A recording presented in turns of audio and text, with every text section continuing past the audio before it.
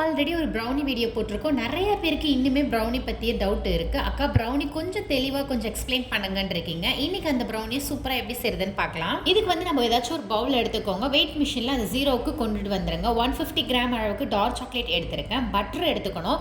Butter நான் first என்ன பண்ணியிருந்தேன் அப்படின்னா, நான் கேக் வந்து ரெடி பண்ண போகிறேன். எனக்கு ஆர்டர் இருந்ததுனால ஒன்றா எடுத்துட்டேன். இப்போ என்ன பண்ணேன் அப்படின்னா, தனியாக வந்து ஒரு 1/2 கிலோவுக்காக வந்து எடுத்துக்கிட்டேன். வெறும் சாக்லேட் மட்டும். நிறைய பேர் வந்து ப்ரௌனியை வந்து கப் மெஷர்மெண்ட்டில் சொல்லுங்கள் அப்படின்றீங்க. கப் மெஷர்மெண்ட்டை விட கிராம் மெஷர்மெண்ட்டும் சூப்பராக இருக்குங்க. பட்டர் வந்து ஒரு 80 கிராம் வந்து நான் எடுத்திருக்கேன். இது ஒரு ஓரமாக எடுத்து வச்சுக்கலாம். இன்னொரு கிண்ணம் வந்து எடுத்துகிட்டு இதே மாதிரி 0 கொண்டுட்டு வந்துடுங்க. மைதா வந்து ஒரு நல்ல சாஃப்ட் மைதாவை வந்து செலக்ட் பண்ணிக்கோங்க. நான் என்ன மைதா செலக்ட் பண்ணியிருக்கேன் அப்படின்னா, கேக்கு பொறுத்த அளவுக்கு நான் நாகா மைதா தான் எடுப்பேன். ஒரு 55 கிராம் அளவுக்கு நான் மைதா மாவு எடுத்திருக்கேன். இது கூட வந்து ஒரு 10 கிராம் அளவுக்கு கொக்கோ பவுடர் எடுத்திருக்கேன். லைட் கொக்கோ பவுடராக யூஸ் பண்ணிக்கோங்க. சுகரும் வந்து நான் கிரைண்ட் பண்ணாமல் ஒரு 80 கிராம் அளவுக்கு சுகர் மெஷர்மெண்ட் பண்ணி எடுத்திருக்கேன். இப்போ டார்க் சாக்லேட்டும் பட்டரையும் வந்து டபுள் பாயில் மெத்தடில் மெல்ட் பண்ணோம். கீழே தண்ணி வச்சுட்டு மேலே ஒரு பவுலில் வந்து பட்டர், டார்க் சாக்லேட் இது ரெண்டையும் சேர்த்து மிக்ஸ் பண்ணிக்கிட்டே இருந்தீங்க அப்படின்னா நார்மலாக வந்து இது இலகி வந்துடும். இந்த மாதிரி நல்லா தண்ணியாக வந்துடணுங்க. இது கட்டிக்கெல்லாம் இல்லாத அளவுக்கு கொஞ்சம் மிக்ஸ் பண்ணி எடுத்துக்கோங்க. இது நான் வந்து கூல் டவுன் ஆகணும். ரொம்ப சூடாக இருக்கும் போது நம்ம மாவு எது போட்டாலும் ஒரு மாதிரி கட்டியாக வந்து ஆயிரும். இது கொஞ்சம் நேரம் கூல் டவுன் ஆகட்டும். கூல் டவுன் ஆனோடனே நான் வந்து பொடிச்சு வச்சுருக்க சர்க்கரை, நம்ம வந்து 80 கிராம் சர்க்கரை எடுத்துருந்தோம்ல, அதை வந்து மிக்சியில் அரைச்சி எடுத்திருக்கேன். அதையும் வந்து நான் சர்க்கரையோடு சேர்த்துக்கிறேன். நம்ம சர்க்கரையோடு சேர்க்கும் போது என்ன ஆகும் அப்படின்னா, இலக்கம் கொடுக்காது, கொஞ்சம் வந்து இறுக்கம் கொடுக்குற மாதிரி இருக்கும். ஸோ அது வந்து எப்படின்னு பார்த்தீங்கன்னா, சக்கரை வந்து நார்மலாகவே மெல்ட் ஆகணும். பட் இதில் வந்து நம்ம சாக்லேட்டோட சேர்க்கும் போது இது திக்னஸ் தாங்க கொடுக்கும். சுகர் சேர்த்துருக்கதை வந்து நல்லா ஈவனாக வந்து மிக்ஸ் பண்ணி எடுத்துக்க வேண்டியதான். நெக்ஸ்ட்டு வந்து நம்ம கொக்கோ பவுடரும் மைதாவும் எடுத்து வச்சுருந்தோம்ல, அதை வந்து இப்போ சேர்த்துக்கலாம். நான் மொத்தமாக வந்து இதை சேர்த்துக்கிறேன். இதை சேர்த்துட்டு நம்ம வந்து இது ஃபுல்லாக கோட்டானோம். இந்த சாக்லேட்டோட வந்து இந்த மாவு வந்து கோட்டானோம். அப்போ தான் வந்து அந்த ஃபஜ்ஜி ப்ரௌனியோட டேஸ்ட் நமக்கு கிடைக்கும். சாக்லேட்டு ஃபுல்லாகவே வந்து கேக்காகவே நமக்கு வந்து வரும். ஸோ இந்த முறைப்படி நீங்கள் செஞ்சீங்க அப்படின்னா ஒரு சூப்பரான ஒரு ரிச்சான ஒரு ஃபஜ்ஜி ப்ரௌனி நீங்கள் சாப்பிட்ட அளவுக்கு அவ்வளோ டேஸ்ட்டாக இருக்கும். ரொம்பவே நல்லாயிருக்கும். ஸோ இந்த மாதிரி மெத்தடில் நீங்கள் எடுத்துகிட்டு போய் செஞ்சு பாருங்கள். நார்மலாக எக்கை பீட் பண்ணிவிட்டு செஞ்சு பாருங்கள். இந்த மாதிரி செஞ்சு பாருங்கள். இது ரெண்டுக்கும் உள்ள டிஃப்ரெண்ட் உங்களுக்கு நல்லா கிளியராக தெரியும். நான் ஆல்ரெடி ஒரு வீடியோஸ் போட்டிருக்கேன். எக்கை பீட் பண்ணியிருந்தேன்.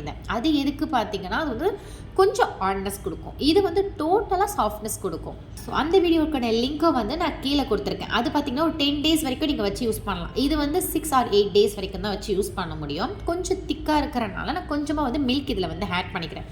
மில்க் நம்ம எதுக்கு இங்கே ஆட் பண்ணுறோம் அப்படின்னா, இன்னும் சாஃப்ட்னஸை வந்து மெயின்டைன் பண்ணி கொடுக்கும். அதுக்கு தான் வந்து நான் இங்கே மில்க் வந்து ஆட் பண்ணியிருக்கேன். முட்டை சேர்த்து பீட் பண்ணதில் பார்த்திங்க அப்படின்னா, நம்ம அங்கே மில்க் வந்து ஆட் பண்ணியிருக்க மாட்டோம். ஏன் மில்க் ஆட் பண்ணலை அப்படின்னா, அது ஒரு 10 டேஸ்க்கு மேலே வச்சு நம்ம சாப்பிட போகிறோம் அப்படின்றனால மில்க் ஆட் பண்ணலை.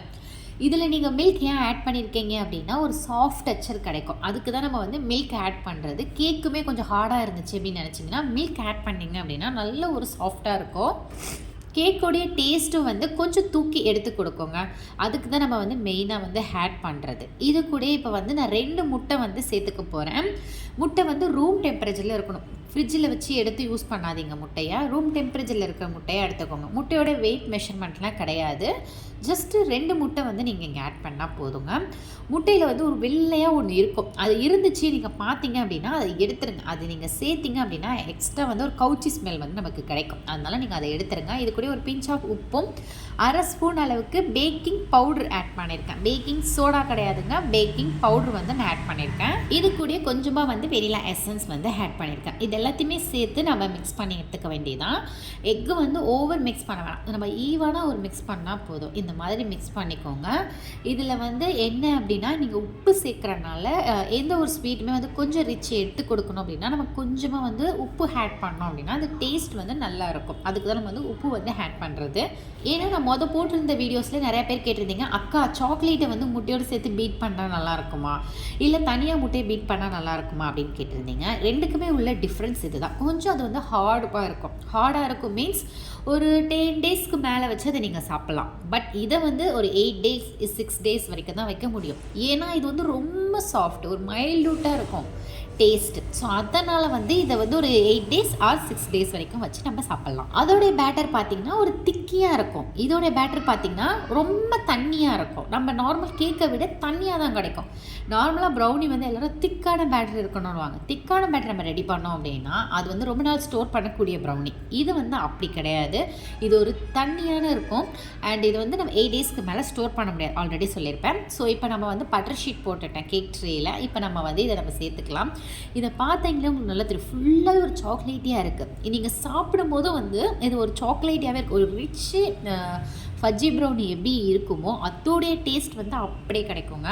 இது வந்து நம்ம தண்ணியாக வந்து சேர்க்குறனால இதோடைய டேஸ்ட்டும் ரொம்ப நல்லாயிருக்கும். அண்டு இது வந்து கொஞ்சம் என்ன சொல்கிறதுனா ரொம்ப ரொம்ப ஒரு சாக்லேட் ஃபீலிங் சாப்பிட்ட மாதிரி இருக்கும். இதுக்கு வந்து நான் மேலே டெக்கரேட்காக அவங்க வந்து 2 in மாடல் சாக்லேட்டில் கேட்டிருந்தாங்க. அதனால் நான் மில்க் சாக்லேட்டும் ஒயிட் சாக்லேட்டும் வந்து மேலே வந்து ஸ்டஃபிங்காக போட போகிறேன். இதை வந்து ட்ரஃபிள் சாக்லேட் ப்ரௌனி அப்படின்னு சொல்லுவோம். இது வந்து என்ன பண்ணோம் அப்படின்னா, நீங்கள் சாக்லேட்டை நிறைய பேர் என்ன பண்ணிடுவீங்க, ஃப்ரிட்ஜிலேருந்து டேரெக்டாக எடுத்து கட் பண்ணி போடுவீங்க. ரூம் டெம்பரேச்சரில் வந்தோடனே இந்த மாதிரி கட் பண்ணி போட்டிங்க அப்படின்னா கேக்கோடு சேர்ந்து இது பேக் ஆகும்போது லைட்டாக ஒரு மெல்ட் ஆகும்போது இன்னுமே கேக்குக்குள்ளே கோட் ஆகும். நல்லா ஒரு ஸ்டிஃபியாக பிடிச்சிக்கும், ஒரு ஜூஸியாக நமக்கு வந்து கிடைக்கும். ஸோ மேலே வந்து கொஞ்சமாக நான் வந்து டாப்பர்ஸ் மாதிரி ஹேட் பண்ணிக்கிட்டேன். அவ்வளோதாங்க, நம்ம ப்ரௌனி வந்து இப்போ ரெடி ஆயிடுச்சு. இதை நம்ம ஓடிஜியில் வச்சிடலாம். நான் வந்து ஓடிஜியில் தான் பேக் பண்ண போகிறேன். நார்மல் மூடில் தான் வச்சுருக்கேன். 180 டிகிரி செல்சியஸ் வந்து செட் பண்ணியிருக்கேன். கீழ் ராட் மேல் ராட் ரெண்டுமே போட்டிருக்கேங்க. இப்போ வந்து நம்ம ஆல்ரெடி 10 நிமிஷம் ப்ரீமீட் பண்ணியிருந்தோம். ஸோ இப்போ வந்து பார்த்திங்கன்னா டைமிங் முடிஞ்சிருச்சு. 10 நிமிஷம் ப்ரீமீட் ஆனோடனே இப்போ நம்ம கேக் ட்ரே வந்து உள்ளே வச்சுக்கலாம். ஒரு 25 மினிட்ஸ் ஆர் 30 மினிட்ஸ் நீங்கள் செட் பண்ணிங்க அப்படின்னா ப்ரௌனி பேக் ஆகிறதுக்கு கரெக்டாக இருக்கும். என்னுடைய ஓடிஜி பற்றி நிறைய பேர் கேட்டிருந்தீங்க. என்னுடைய ஓடிஜி 48 லிட்டர் ஒண்டர் செஃப். உங்களுக்கு இந்த ப்ராடக்ட் வேணும்னா கீழே டிஸ்கிரிப்ஷனில் கொடுத்துருக்கேன், செக் பண்ணிக்கோங்க. 30 நிமிஷம் கழிச்சு நம்மளுடைய ப்ரௌனி வந்து சூப்பராகிடுச்சு. இதை நான் வந்து கத்தியை வச்சு ஜஸ்ட்டு செக் பண்ணி பார்த்துருந்தேன், நல்லா உள்ளே வெந்திருக்கா அப்படின்னு சொல்லிட்டு. ஸோ சூப்பராக வெந்திருக்குங்க. கம்ப்ளீட்டாக கூல் டவுன் ஆயிடுச்சு. இப்போ வந்து இதை நம்ம வந்து பீஸ் போட்டுக்கலாம். ப்ரௌனியை பொறுத்தளவுக்கு இந்த மாதிரி பிளாஸ்டிக் ரேப்பர் வச்சு நீங்கள் பீஸ் போட்டிங்க அப்படின்னா நல்லா வரும். கத்திலெல்லாம் போட்டோம் அப்படின்னா ஒட்டிக்கும். ஸோ இந்த மாதிரி நீங்கள் பீஸ் போட்டுக்கோங்க. நான் பார்த்தீங்க அப்படின்னா 1/2 kg வந்து அவங்க ட்ரஃபிள் சாக்லேட் மாடலில் வந்து கேட்டிருந்தாங்க. 2 in மாடலில் வந்து கேட்டிருந்தனால நான் கட் பண்ணி எடுத்திருக்கேன். இது ரொம்பவே சூப்பராக இருந்துச்சுங்க. நார்மல் மில்க் சாக்லேட்டை விட ஒயிட் அண்ட் மில்க் சாக்லேட் போடுறது டேஸ்ட் வந்து சூப்பராக இருந்தது. நம்மளோட ஈஸியான ஃபஜ்ஜி ப்ரௌனி ரெடிங்க. இதோடைய அளவெல்லாம் வந்து இன்னும் உங்களுக்கு கன்ஃபியூஷனாக இருக்குன்னா டிஸ்கிரிப்ஷனில் கீழே கொடுத்துருக்கேன், செக் பண்ணிக்கோங்க. ட்ரை பண்ணி பாருங்கள், எப்படி வந்துச்சுன்னு மறக்காமல் கமெண்ட் பண்ணுங்கள். இந்த வீடியோ உங்களுக்கு யூஸ்ஃபுல்லாக இருந்தால் இந்த வீடியோக்கு ஒரு லைக் பண்ணுங்கள். நெக்ஸ்ட் ஒரு இன்ட்ரெஸ்டிங்கான வீடியோவில் பார்க்குறேன்.